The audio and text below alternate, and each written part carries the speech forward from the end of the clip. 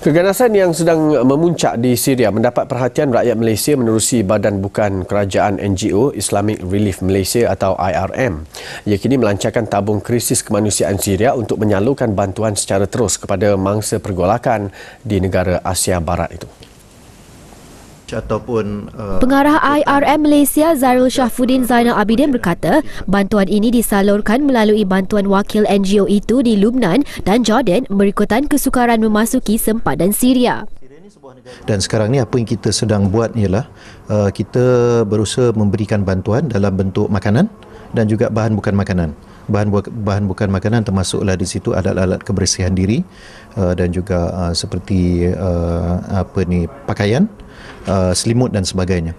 Jadi cabaran kita sekarang ni ialah kita menghadapi sukaran untuk masuk ke dalam. Bantuan ini juga disalurkan buat ribuan rakyat yang menjadi pelarian di negara berjiran dengan Syria.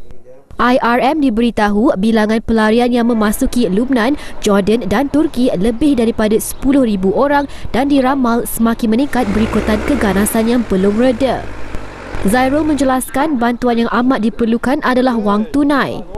Bagi mereka yang ingin menyumbang boleh disalurkan kepada Islamic Relief Malaysia seperti tertera.